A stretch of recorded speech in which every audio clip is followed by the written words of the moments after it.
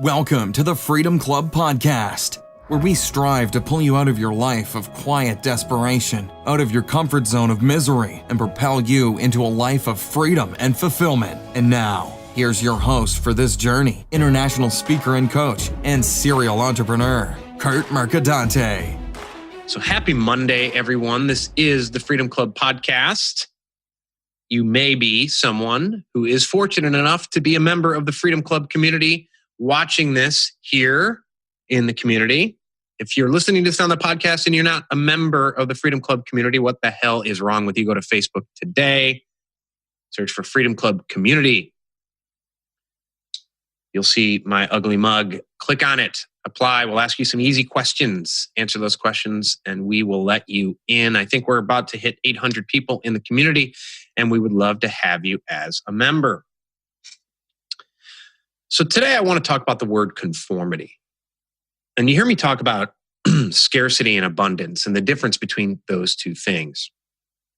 And I've given some examples of what scarcity looks like. You know, scarcity, a scarcity mindset, you can really tell when a person sees someone who's doing well, sees someone who's living the lifestyle perhaps they desire. And instead of saying, good for you, and I'm going to go out and I'm going to get the same thing, a person with a scarcity mindset might say, must be nice. That person must be lucky. An abundance mindset looks around and says, there's enough to go around in this world. I see the lifestyle I want. I'm going to go get it. I'm going to plot the way to get there. But that mindset of abundance, it's not just, whistling through the graveyard. It's not just, having these hopes and dreams that are never going to come true if you do it the right way. An abundance mindset looks at life as a choice, as everything in your life is a choice. A person with an abundance mindset doesn't have that victim mentality. A person with an abundance mindset doesn't sit around all day worrying about how much privilege they have or the person next to them have. Because in the end, it doesn't matter. The world doesn't care about your privilege, about whatever percentage of privilege you may have. But I want to take it a step further, because even if you have an abundance mindset, it can be difficult if you are living around people who don't. If you have family, friends, colleagues, many people in your circle who have a scarcity mindset. And let's face it, there are so many in the world who do have a scarcity mindset that make it difficult for the rest of us sometimes. My wife and I, we've decided to homeschool our kids. We got 4 kids. And we know a lot of homeschool parents who succumb to the pressure of conformity. There's a lot, it might be sometimes it's your family, it's your friends. Well, what are you going to do about this? Or this is one, 99% of people say this to me. Well, I knew some kids when I was growing up, they were homeschooled. And I say, don't tell me they were weird, right? Yeah, how'd you know? Because everyone knows a weird homeschooled kid, right? Well, what are you going to do about curriculum? What are you going to do here? How does the government know what you're doing with your kids?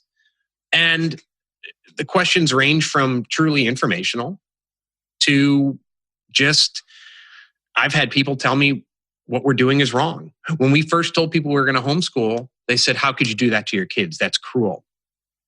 And I don't care one way or another, but we know a lot of homeschool parents, because of the constant comments from family and friends, making them feel guilty that they weren't doing enough, that they were somehow harming their children, they stopped doing it. And this isn't a podcast about homeschooling. Hell, I haven't had a beer or a piece of bread since 2009.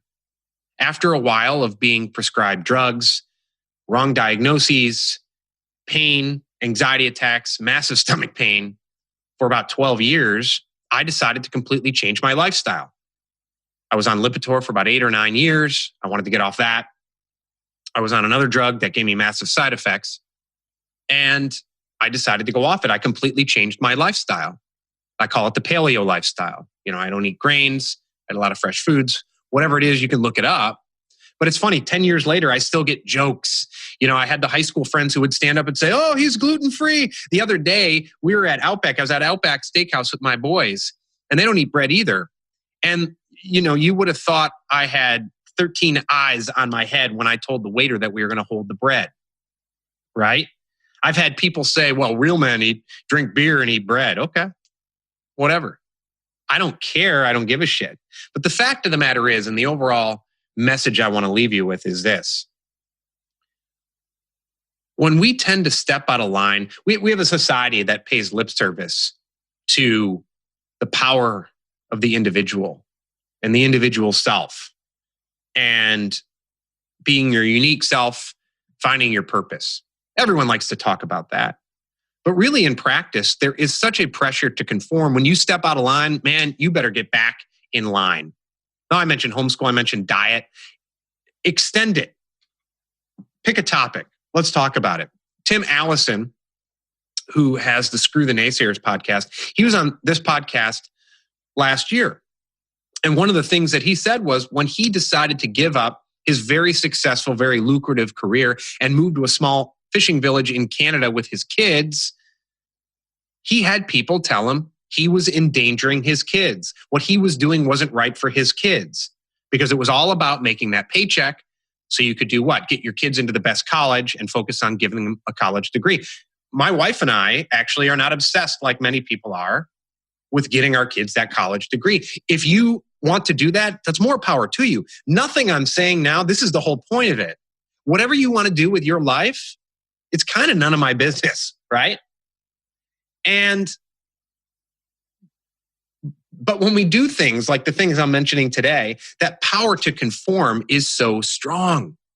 And it starts when we're younger. Mark Mitri, who is also on this podcast, he talks about, we have a permission-based society. We learn at a young age, if you're about to wet your pants, you still got to raise your hand and ask to go to the bathroom. And my goodness, that extends to the time we're 50 years old. Talk a lot about, inputs-based work environments. Talked to a guy last week who felt guilty about taking paid time off. Why the hell do you give paid time off, right?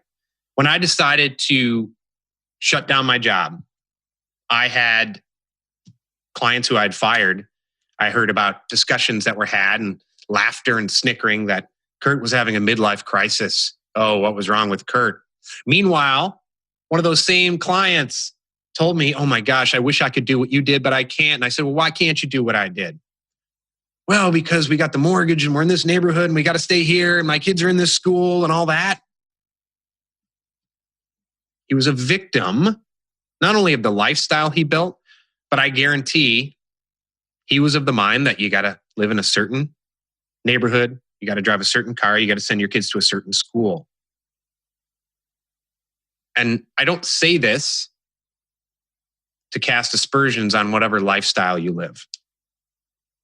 I'm a very live and let live type of person. I'm saying this because the power to conform in our society is so great on small things that I've mentioned today and on big things. And there are people I know who they actually regret or think twice about sharing, as I mentioned before, sharing things on Facebook because they know people within their family who have a scarcity mindset are going to look down on them. Well, what are you doing? I have a really good friend who left his career to do what he loves. He's following his purpose.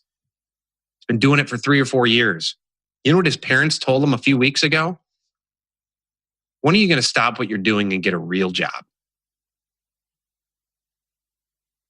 Now, he's going to make $1 million this year, but it's not a job. It's not a career that a lot of people would think, is something that I guess you should be doing. I have no idea. And so I just want to ask you today, where do you feel the pressure to conform? And where is that pressure holding you back from doing what you truly want to do, from living a life of purpose, a life of freedom, a life of fulfillment? My wife and I, we just kind of don't give a shit what other people think of us. We really don't. But that's us.